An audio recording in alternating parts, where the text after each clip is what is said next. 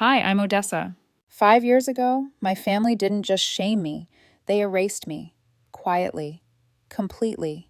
Like I'd never existed. They laughed behind wine glasses, turned rumors into gospel, and built a silence so thick it felt like truth. I was the shadow at their perfect table, the name they stopped saying out loud. And now, after all this time, I get an invitation. Like nothing happened. Like I'm supposed to show up, smile, and pretend I wasn't buried alive by the people who were supposed to love me.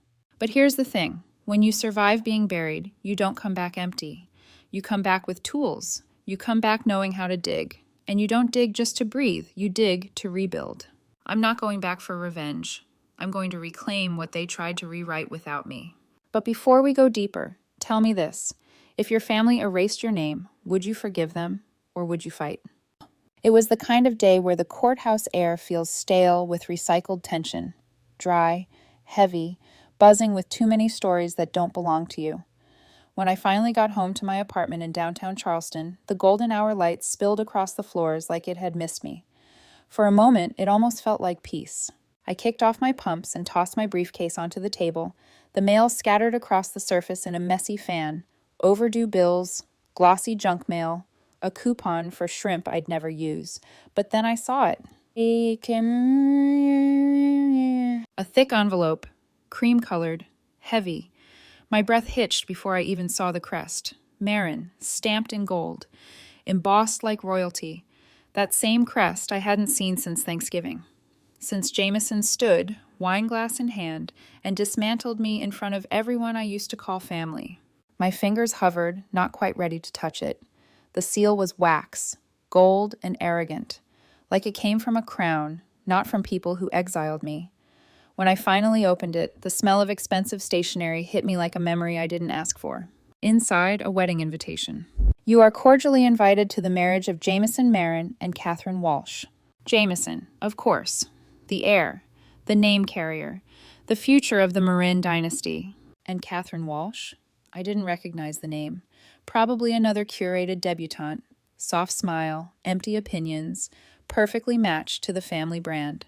I laid the invitation down carefully, like it might combust. Then a second slip of paper fell out. Lined, plain, no crest, no wax. Just my mother's handwriting. Please come, I miss you. They don't know I'm writing this. Mom. My body went still, completely still. The same mother who hadn't spoken a word in my defense when Jameson humiliated me. Who watched me pack my things without so much as a whisper. And now, this? A secret note tucked inside a golden envelope? I gripped the countertop until my fingers ached. My hand went to the silver charm around my neck, a tiny gavel my grandfather gave me when I passed the bar. He was the only one who ever told me I was enough, just as I was. I pressed the charm to my lips, and then the memories crashed in.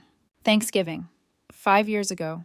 Jameson already 2 glasses deep, standing up at the table with that signature Marin smirk, crystal glass raised. She thinks she's better than us now, he slurred, leaving the family legacy for a courtroom full of strangers. What a joke. Laughter, forks scraping porcelain, and my mother, her eyes shiny with tears she wouldn't let fall. My father didn't even blink. I was 29, a public defender working 70-hour weeks, drowning in student loans and idealism. And I stood there like I was 10 again, being scolded for getting dirt on a white dress. I folded my napkin. I stood. I packed my car. And no one came after me. Not one. Now, 5 years later, I'm holding an invitation like none of that ever happened, and a secret note from the woman who helped erase me. Was this a trap, a PR move, or was it real? The RSVP card sat there blank like it was challenging me. A part of me wanted to tear it up, burn the ashes, and let the wind scatter them over their manicured lawn. But another part, the quieter, bruised part, wanted to go. Not for them. For me. To remind myself I still exist, to prove I'm not who they said I was. My phone buzzed. Maya. My person. My constant. I typed before I could second-guess it. Should I walk back into the lion's den? I slipped the RSVP card into my briefcase. Whatever happened next, Jameson, the family, the stairs, none of them knew who they were inviting back. I wasn't that girl anymore. I didn't have an answer yet, not really, but I did what I always do when the world feels like it's closing in. I reached for the whiskey. 2 fingers. Neat. The burn was grounding, like fire tracing over old wounds just to make sure they'd healed. I stood in the kitchen, swirling the amber liquid, staring at that invitation. Back at Thanksgiving. The scent of turkey and cinnamon candles, the Marin estate glittering like a mansion from a movie. Everyone polished, everyone perfect. And me, wrinkled blazer, tired eyes, fresh from court. Jameson saw me and smirked before I even sat down. The toast started. New job here, new baby there. Then him. Some of us serve the community, he said, locking eyes with me. Others embarrass the family name. The laughter still rings sometimes. I folded my napkin like it was the only thing keeping me together, and I left. That was the night they buried me. But I lived, and I learned, and I changed. I finished the drink and stared down the RSVP card like it owed me something. Then I opened my laptop. Catherine Walsh. Who was she? A few clicks, a few court records. And then there she was. 8 months ago. A housing rights case. Tenants versus a developer trying to illegally evict dozens of families. Catherine Walsh had been the lead attorney. She stood in my courtroom. Passionate, smart, prepared. She won. Not because of privilege, but because she did the work. She never once mentioned Jameson. And now she was marrying him? The irony cut deep. She'd probably read my rulings, maybe even admired them, never knowing I was the ghost her fiancé tried to erase. I leaned back, heart thudding. Maybe this wasn't a coincidence. Maybe it was time. Time to stop hiding. Time to show up as the woman they tried to forget. I picked up the RSVP card, pen in hand, wrote 2 words, "I'll be there," and sealed the envelope, not as a guest, but as a reckoning. The next morning, I walked to the mailbox down the block and slid the RSVP into the slot. The metallic clang echoed like a closing door, a quiet finality. One chapter sealed, another one daring to open. I didn't go straight to the courthouse that day. Instead, I found myself driving past the edge of town, where the old Marin family cemetery sat tucked behind a wrought iron fence and a grove of ancient oaks. The gravel crunched beneath my tires as I pulled into the narrow lot. I sat for a moment, engine off, hands on the steering wheel, gathering something I couldn't name. The bouquet in the passenger seat was simple. White lilies, fresh and clean. I carried them past moss-covered headstones and sun-dappled stone angels until I reached the grave in the far corner.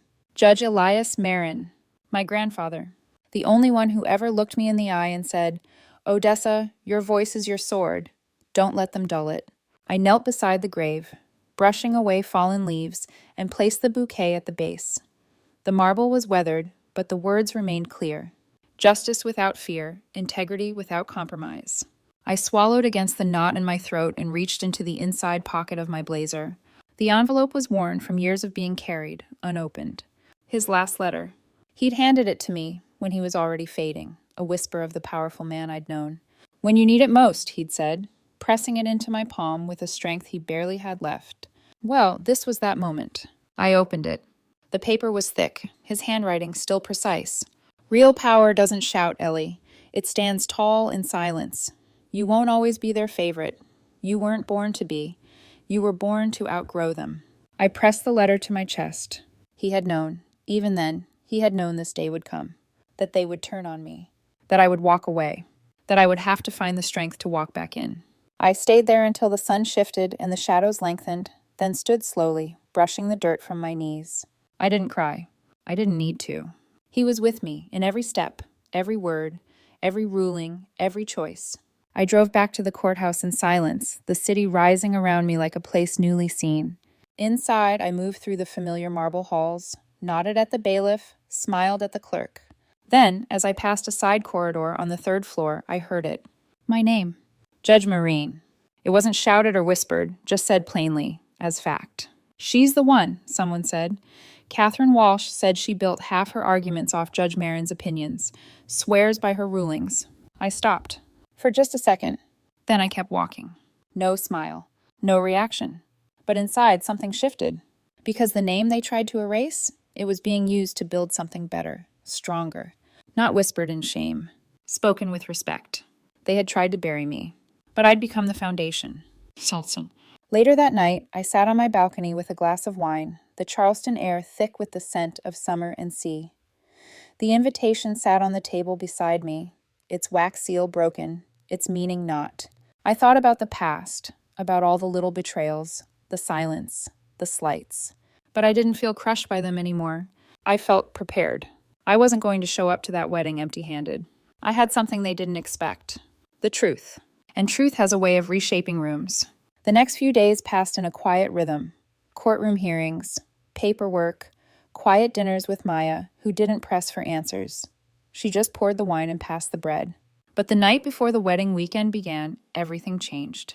I was in bed, book half read, when my phone buzzed. Unknown number. I hesitated, then answered. Odessa? The voice was tentative, soft, familiar. My mother. I didn't respond. I wasn't sure you'd pick up, she said, and I could hear it, the careful hope in her voice, thin and tremulous. I wanted to ask, would you have dinner with me, just the two of us, before the wedding? I could have said no. I should have said no. But somewhere deep inside me, past the years of silence, past the aching winters and skipped birthdays, there was still a girl who remembered bedtime stories and soft lullabies. I said yes. She chose Chez Rousseau, the most expensive restaurant in Charleston. Of course she did. Image was her first language. I arrived 10 minutes early, sat in the car until the last possible second. Inside, the place hadn't changed. Soft lighting, white linen, waiters who moved like shadows. She sat at a corner table near the window, alone, a glass of untouched wine before her. Her hands fidgeted with the stem like she didn't trust it not to break. She stood when I approached. Odessa, she said with a smile that didn't quite reach her eyes. Mom, I replied, sitting. The waiter came. She ordered a salad. I asked for black coffee. We talked about nothing. Traffic, weather, floral arrangements. Avoidance had always been her superpower, until she set down her fork, exhaled shakily, and said, I owe you an apology. I didn't move. Jameson. She hesitated. He told everyone you had a breakdown. Said you left because you couldn't handle the pressure. I stayed still. He told Catherine. He told the whole family. Her voice cracked. And I didn't correct him. I thought maybe if we didn't talk about it, it would all go away. I looked at her. Really looked at her. She wasn't crying. She wasn't pleading. She was unraveling. And I felt nothing. No rage, no sorrow. Just clarity. You didn't protect me, I said. Calm, steady, certain. You let them bury me. She nodded. Just once. The gesture small and broken. Then she reached into her purse and slid a small box across the table. I opened it. Inside, resting on deep velvet, was the Lady Justice pendant my grandfather had promised me after I passed the bar. Jameson had kept it. All these years, while they pretended I didn't exist. It's yours, she whispered. It always was. I lifted it from the box, looped the chain around my neck, and clasped it silently. No thanks. No forgiveness. Just truth. I stood. The chair scraped softly against the floor. They buried me once, I said. This time, I'm digging myself out, and I'm taking the truth with me. She opened her mouth, but I was already walking. Out of the restaurant, out of the weight of that night, out of her story, and into mine. The rain had tapered off by morning, leaving Charleston swaddled in a damp mist that clung to the windows like secrets waiting to be told. I stood in front of my closet longer than I meant to, staring at rows of suits and dresses. None of them felt right. This wasn't about dressing up. It was about stepping into a space that had once spit me out, pretending to hold my head high while every glance tried to drag me back down. I reached for a black sheath dress. Clean lines, sharp shoulders, no frills, no apologies. Paired it with low-heeled pumps, and the Lady Justice pendant now hanging from my neck like armor. The metal was cool against my skin, heavy but honest. By the time I reached the Marin estate, the city had started to come alive. Tourists lined Rainbow Row with coffee cups and cameras. Horse-drawn carriages moved slowly past flower-draped porches. Charleston was still beautiful, still pretending, just like the people I was about to face. I pulled into the circular driveway and parked behind a fleet of German-engineered lies. The estate loomed ahead. Brick, columns, balconies, and that unmistakable weight of money you could feel before you even stepped through the front door. A server took my coat. I didn't smile. The hallway felt the same. Portraits of Jameson through the years. Jameson with a soccer trophy. Jameson at Yale. Jameson in scrubs. Jameson cutting ribbons and holding babies and looking like the savior of all things Marin. No Odessa. I may as well have been a ghost walking through a museum that once pretended I didn't exist. I found a side room, quiet for now. A few cousins lingered there, sipping champagne and murmuring behind manicured hands. I didn't expect them to acknowledge me, but I heard them. "She actually showed up," one whispered. "I thought she'd have the sense to stay gone." "She thinks a robe makes her matter," another scoffed. "Real legacy is in the blood, not whatever she clawed together in a courtroom." Their voices didn't sting, they sharpened me. Let them talk. Let them gossip in corners while I walked in the open. In the main ballroom, the celebration had already begun. A bar lined one wall, stocked like a king's cellar. Tables draped in cream linens overflowed with shrimp cocktail, lamb bites, caviar-topped crackers. The chandeliers sparkled. Everything glowed. And yet it all felt cold. My eyes swept the room until they landed on him. Jameson. Flawless suit, gleaming smile, champagne in hand like a prop. And beside him, Catherine. Beautiful, effortless, but not at ease. She smiled when she should, laughed when prompted, but her eyes moved, scanning the room, flickering with something that looked a lot like doubt. Her gaze caught mine, just for a moment, and held. Then someone tapped a glass with a fork. The room hushed. Jameson stepped forward. He raised his flute, that practiced smile tightening his cheeks. "I want to thank all of you for being here," he began, voice rich and warm. "It means everything to have our family together, those who've carried the Marin name with honor, with pride, with legacy." Soft applause rippled. "And of course," he continued, eyes grazing the room until they landed on me like a blade, "we're thrilled to celebrate all types of success, even those who think a black robe and a desk make up for, well, certain shortcomings." Louder laughter this time. Cruel, polished, directed.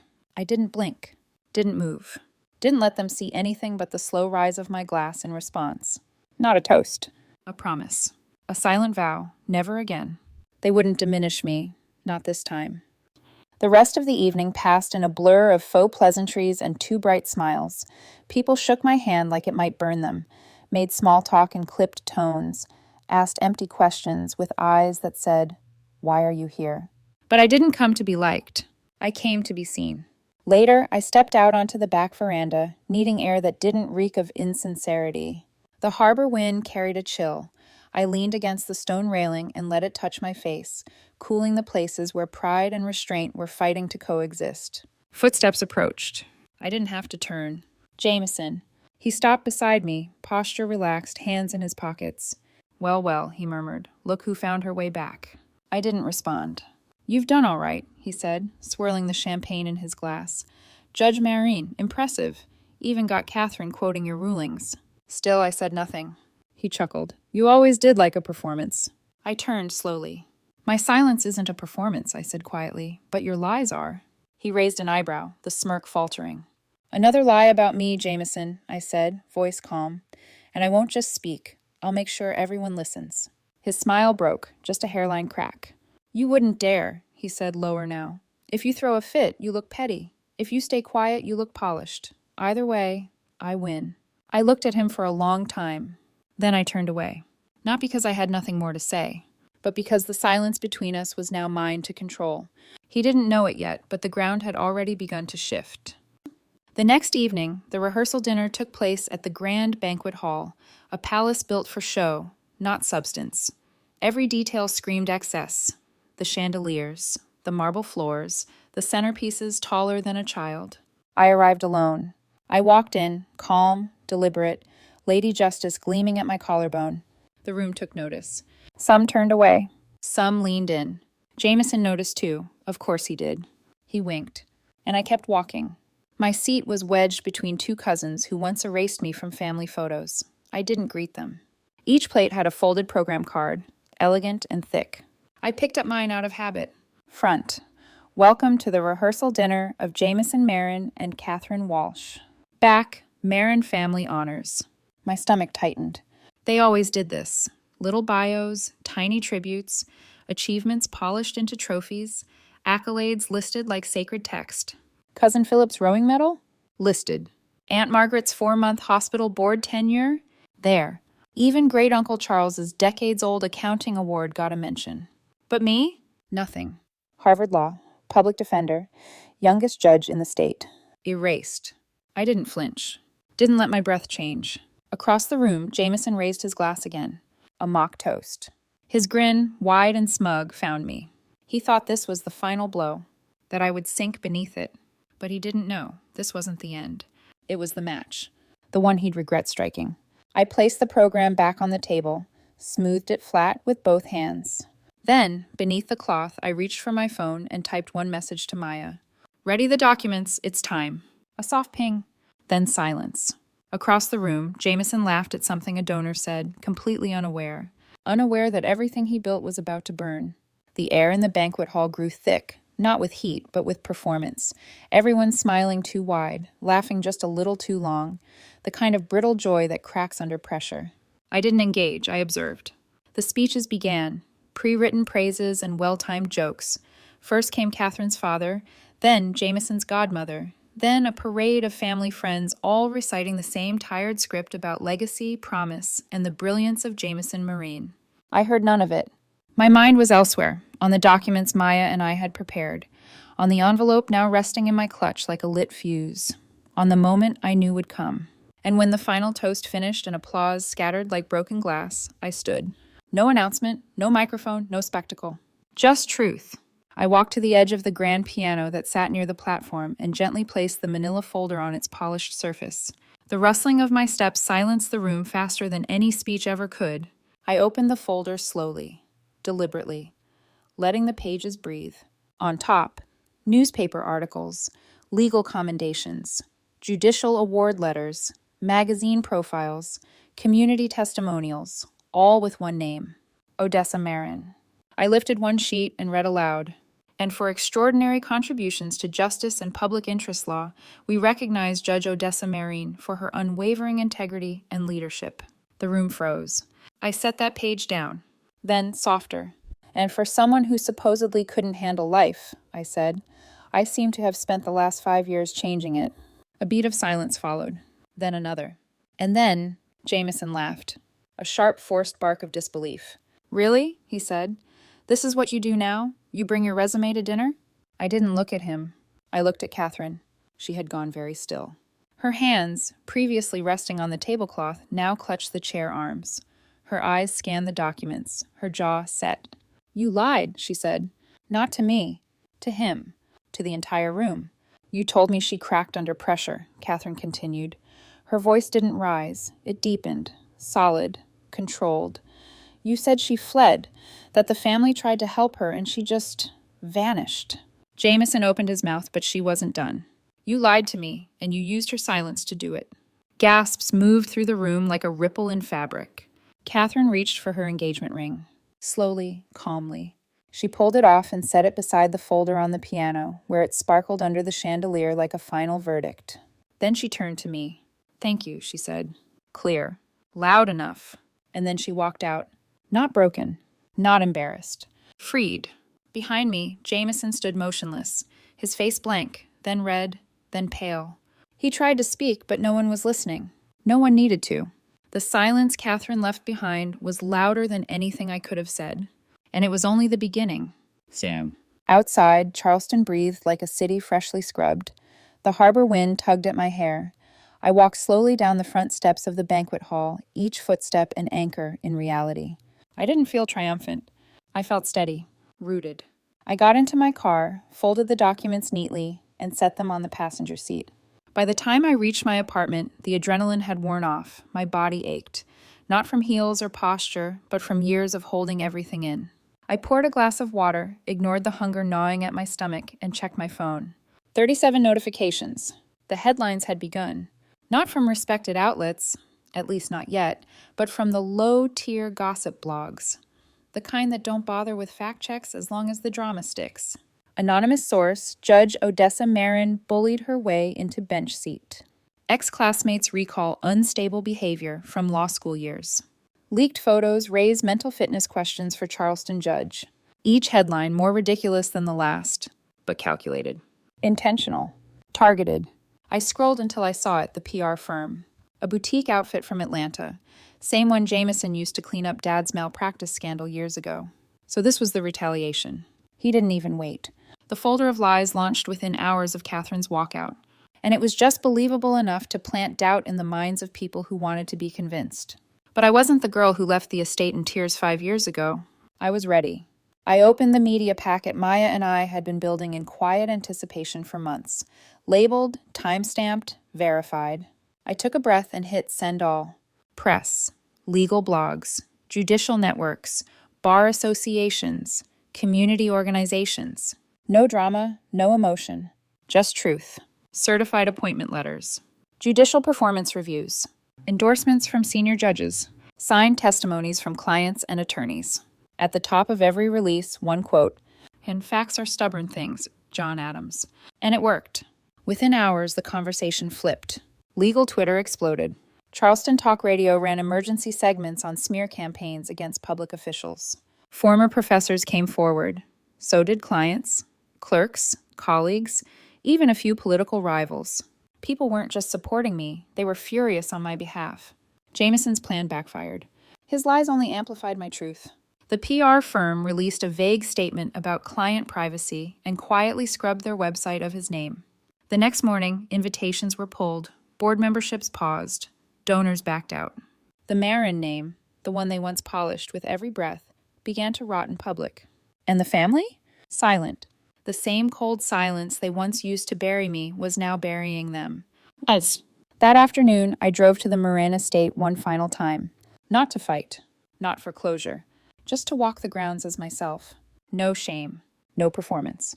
I passed the koi pond, the rose garden, the hedges shaped into perfect empty elegance. The lawn was quiet. I stood near the edge, beneath the trees where Grandpa used to walk with me, and let the sunlight break through the leaves like something honest. Then I heard footsteps. Soft, purposeful. Catherine. No makeup, no heels, just jeans, a loose blouse, and a quiet face, stripped of performance. She walked toward me. When she reached me, she didn't speak. She simply held out her hand. Not for forgiveness. Not for pity. For solidarity. I took it. Her grip was strong, certain. Not strangers. Not friends. Something new. Maybe not allies in war, but survivors in truth. She gave me a nod, then turned and walked back toward the house, lighter, freer, more whole than I'd ever seen her. I stayed. Let the wind carry her footsteps away. Let the silence settle. Because this time the silence wasn't empty. It was earned.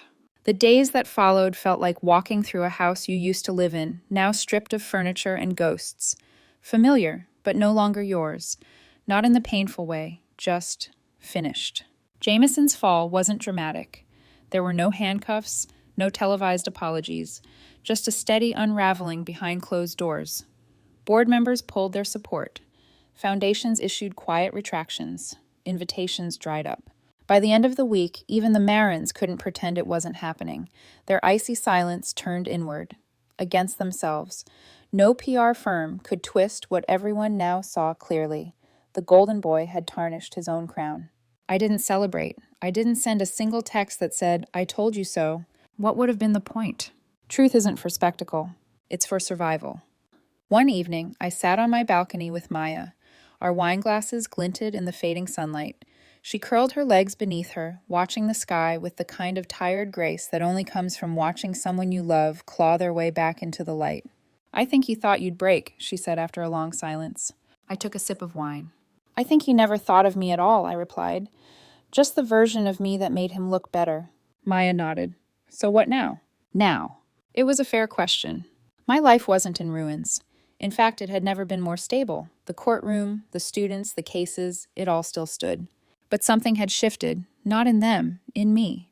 I wasn't surviving anymore. I was choosing. I was building.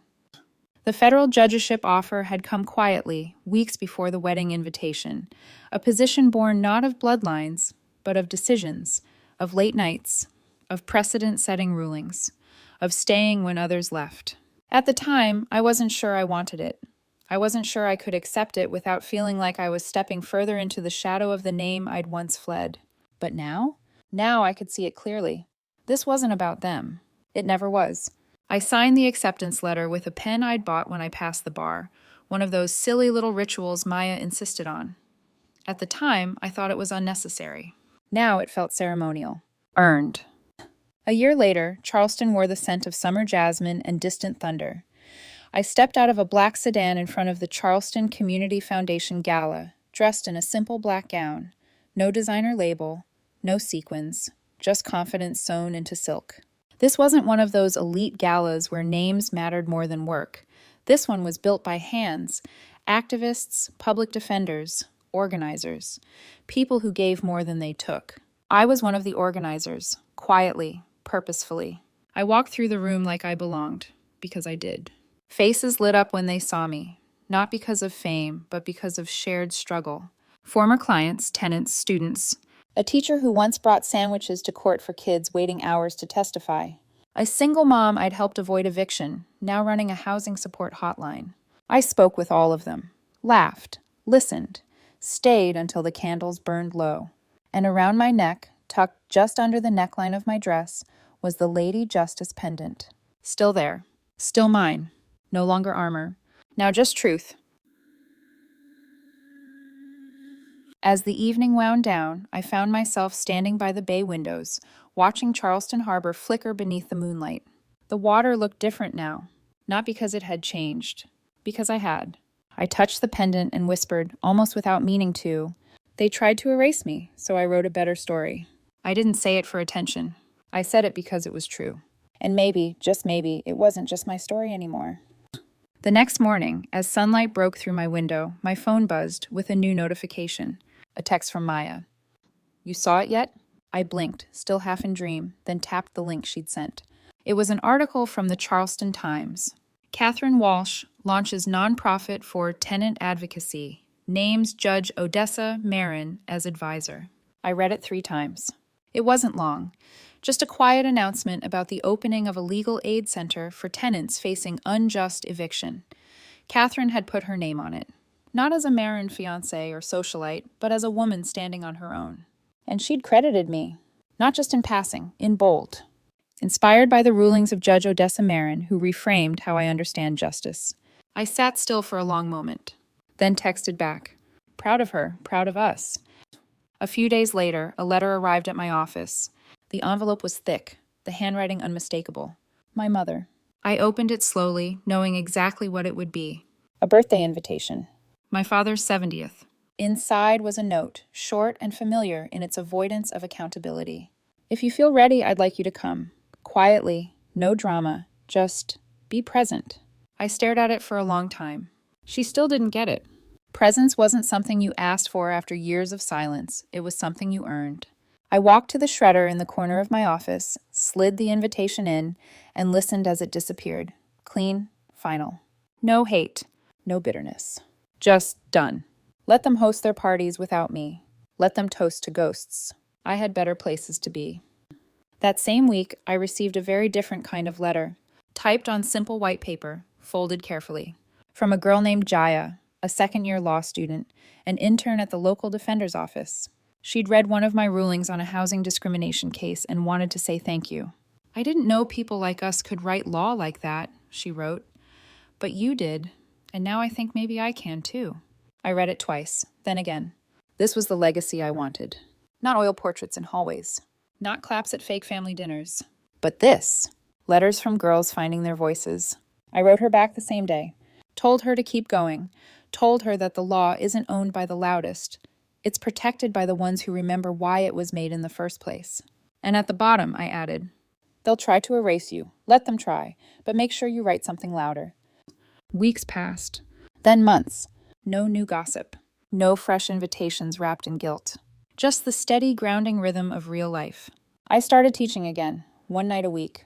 An elective course on ethics and advocacy. My students were sharp, hungry, the kind that asked hard questions and wanted real answers. I didn't give them theory. I gave them truth. I told them stories about justice that came with splinters, about how sometimes surviving isn't enough. You have to speak, even when your voice shakes. Especially then. Near the end of the semester, one of them raised a hand and asked, "What was it like facing your own family like that?" I paused, then said, "Sometimes the people who say they love you the most will put you on trial, and when that happens, your only job is to testify for yourself." They scribbled it down like scripture, but it wasn't scripture. It was survival. The Charleston summer settled in thick and golden. Mornings came early and stayed hot. the air heavy with magnolia and salt. The city moved slower in July, sweat-slicked and sun-drunk, but my days kept their rhythm. Court in the mornings, clerk meetings in the afternoons, teaching once a week under humming fluorescent lights and ceiling fans that stirred more dust than air. And at night, I walked. Same streets, same corners, but they didn't feel the same, because they were mine now. No longer soaked in memory or shadow, but reclaimed, one step at a time.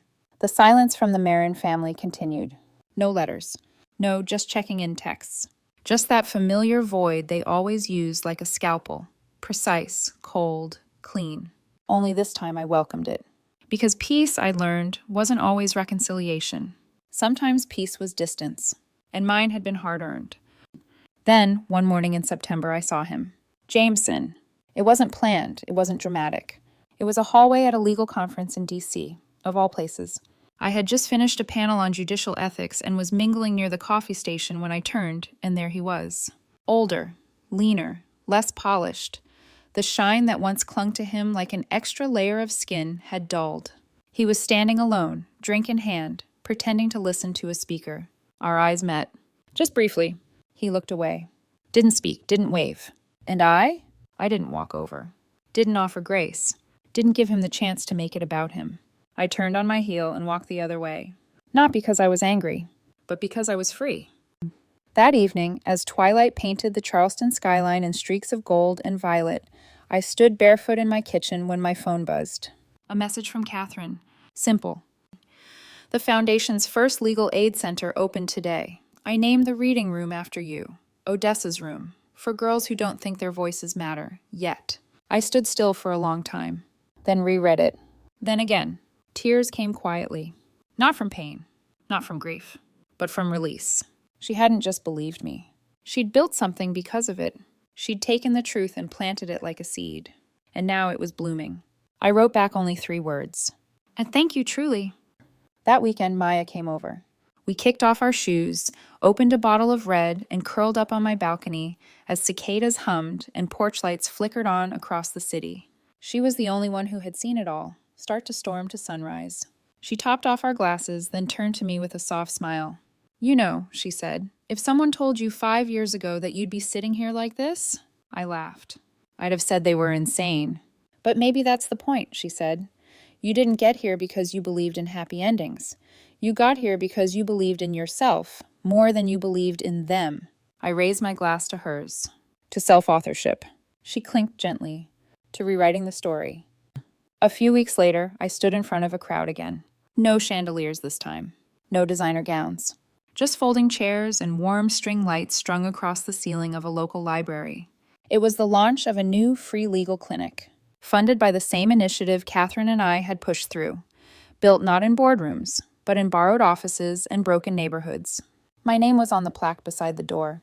I didn't speak about the past that night. I didn't need to. Instead, I told a story about a woman who thought survival meant staying small, who thought silence was strength.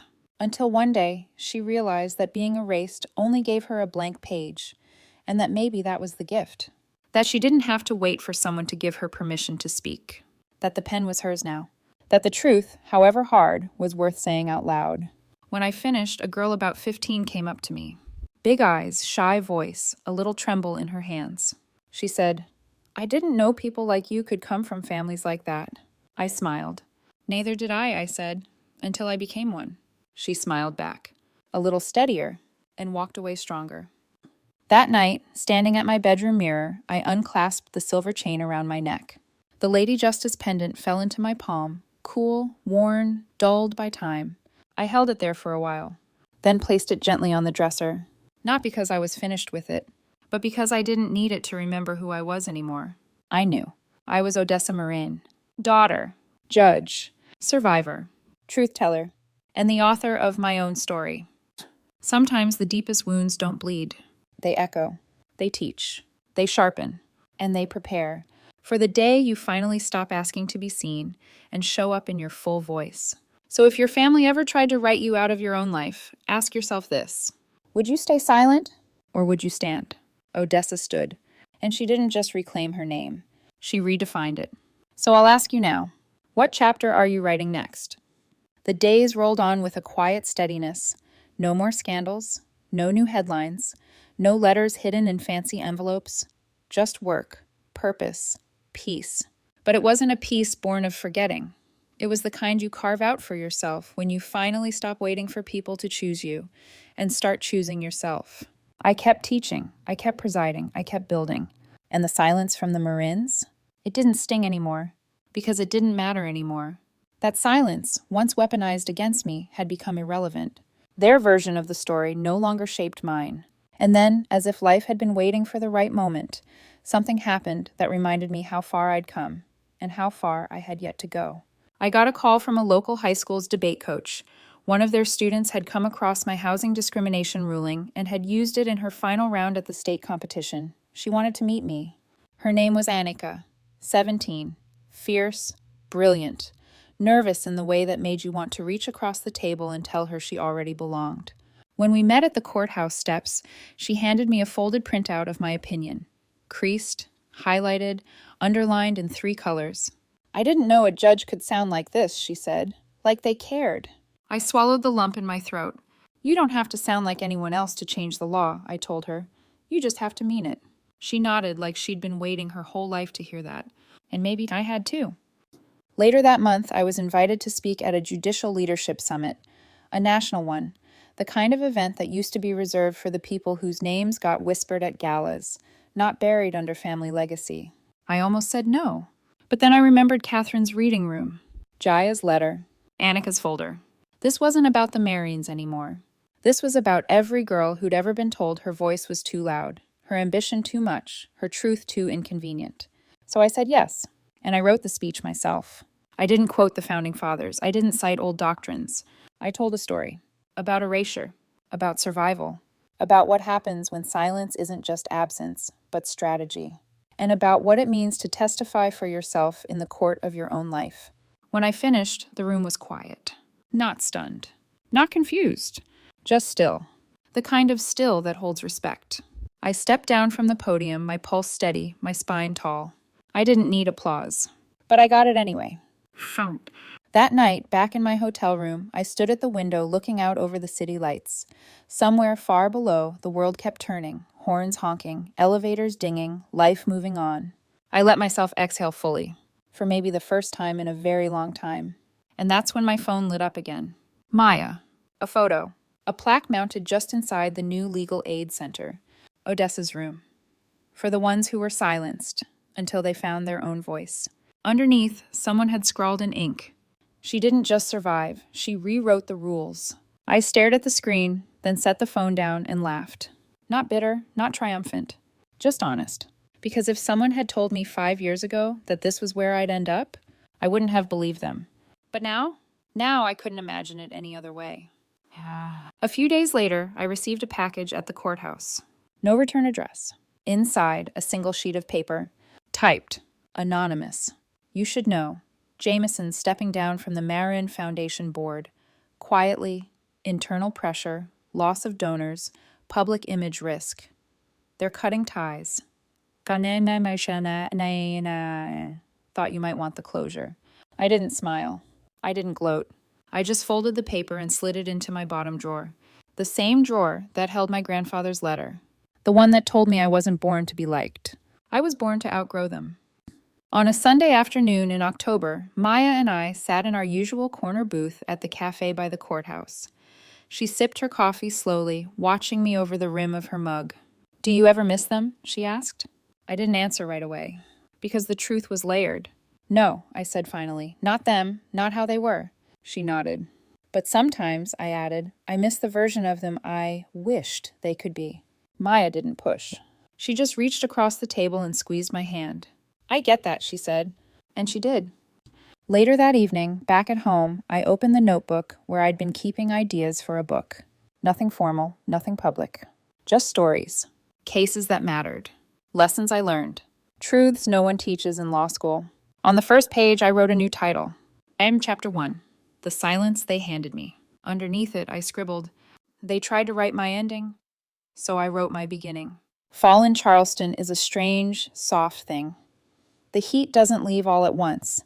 It lingers, clinging to the edges of the breeze like a guest who doesn't know how to say goodbye.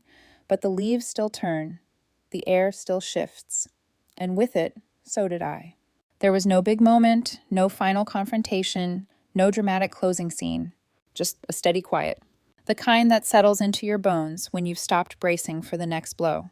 I taught, I ruled, I wrote, and I let the days pass without waiting for ghosts to knock on my door. Then, one morning, as I stepped into my office, I found an envelope waiting on my desk. Not Marin embossed, not gold-sealed. Just plain cream paper with my name written in a hand I didn't recognize. Inside, a short note. You don't know me, but I know what you did. I was one of the tenants in that housing case.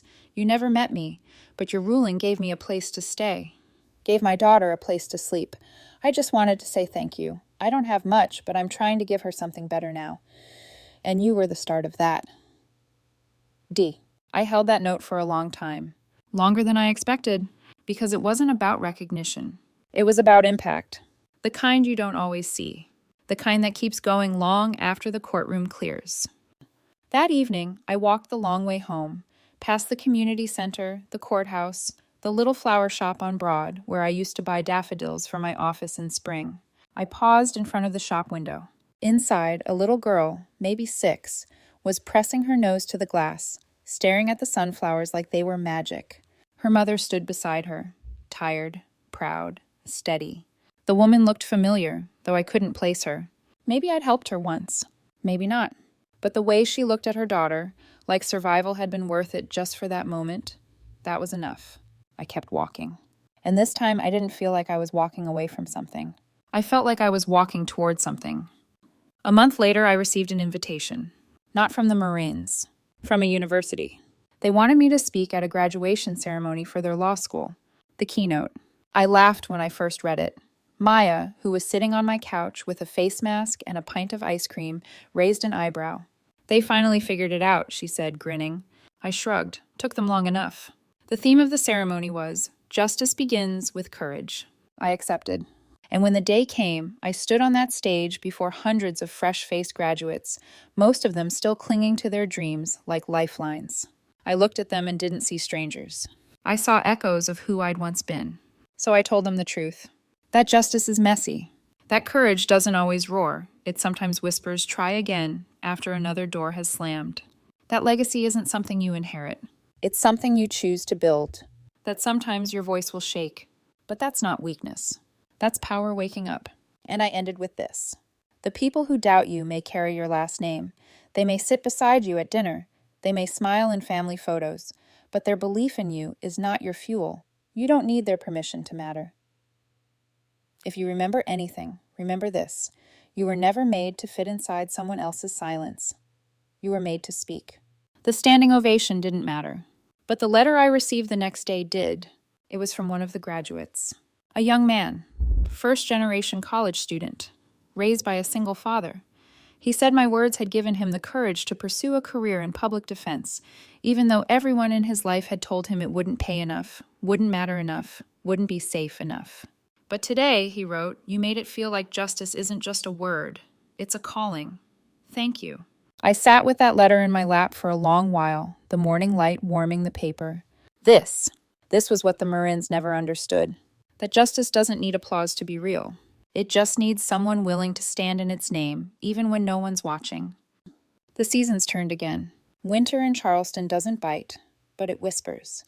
It slips in quietly, through windows, through memories. It makes everything still. And in that stillness, I made a choice. To stop looking over my shoulder. To stop waiting for an apology that would never come. To stop measuring my strength against their silence. I started outlining my book. Really outlining it. Chapter by chapter. Not a memoir exactly, but a blueprint. For every woman who's ever been pushed out of her own story and told to stay quiet. For every girl sitting in a classroom right now, wondering if her voice is too much. For every survivor who's ever walked away from a table where no one saved her a seat. The working title? The Unwritten Ruling. Because so much of what I've learned never made it into the official opinions. But it made it into me. And now, maybe, it could make it into someone else too. One night in December, as I walked home under a sky dusted with stars, my phone buzzed. With a message from Catherine. They asked me to join the board Jameson stepped down from. I said no. I'm starting something new. Thought you'd want to be the first to know. I smiled. She didn't need my approval. But she had it. Every woman who walks away from power built on silence deserves it. I typed back. I'm proud of you, always. Then I slid my phone into my coat pocket and kept walking. The street was quiet, but my steps were loud, because every one of them said, I'm here, I'm whole, I'm not going back. Spring returned to Charleston like a soft breath after a long exhale. Wisteria curled down old brick walls. The trees bloomed too early, as if they couldn't wait to start again, and neither could I. My days were full, court, students, late-night writing sessions, but not the frantic kind of full I used to mistake for purpose. This was steadier, rooted, mine. And then, almost out of nowhere, came one last invitation. Not from my family. Not from a school or a nonprofit or a foundation. From a girl named Tasha. 17. High school senior. She was hosting a local community event, a youth justice summit. She'd started a project about eviction rights and tenant protections after her mom had nearly lost their home. She was putting together a panel, and someone had told her about me. I know you're probably too busy, she wrote in an email that made my heart ache with how careful it was. But I just wanted to ask. You changed how I see the law. I'd love for them to hear you. I said yes. Of course I said yes. When the day came, I wore a simple navy suit and the Lady Justice pendant tucked just below the collar. Not because I needed it, but because some parts of you deserve to be carried forward, not left behind. The event was held in the gym of a local rec center, folding chairs, a makeshift stage, a donation box near the entrance labeled Snacks Plus Change. There were no press photographers, no cocktail napkins, no curated guest list, just kids, teens with notebooks, college hopefuls with clipboards, a few mothers in the back holding sleeping toddlers. Tasha introduced me herself, hands trembling, but voice steady. She doesn't know me, she said, but I read something she wrote and I thought maybe I could write something too. I took the mic and didn't talk about myself. I talked about them, about how justice isn't handed down like a prize. It's something you reach for when it seems out of reach. About how your voice might shake, and your hands might shake, and your family might leave the room when you speak, but speak anyway. Because sometimes your truth isn't just for you. It's for the girl who's listening in the back row, wondering if she's next. After the event, Tasha came up to me with a folded piece of paper. She didn't say anything, just handed it over, cheeks red, eyes bright. I waited until I got home to read it. Inside was a letter. Not long, just honest. I used to think stories like mine didn't belong anywhere, that people who looked like me, or sounded like me, or came from small apartments in noisy buildings didn't get to be part of justice. But now I know we are the story. I want to go to law school. I want to fight for the people who think no one's fighting for them. You made me believe that's possible. Thank you for not staying silent. I held the letter to my chest and let the tears come. Not from sadness, from knowing. From remembering how much it had once hurt to feel invisible. And from realizing how far I had come from that hurt. That night, as Charleston fell into its slow, velvet hush, I sat by my open window and looked out at the city. I thought about the Marin estate, the gold-sealed invitations, the erased photos, the dinner tables I would never sit at again. And I felt nothing. Not the ache of longing. Not the sting of betrayal. Just release, I whispered into the dark. I forgive you, not for you, for me. And that was the final door. The last one I'd kept cracked open, waiting for someone to walk through it and say they were sorry. But I didn't need their apology anymore, because I had already written my own ending. Or maybe not an ending. A beginning. The next morning, I stood in my office, looking out at the street below. People move through their lives like always, rushing, crossing, waiting at lights, unaware that I was up there, remembering who I used to be.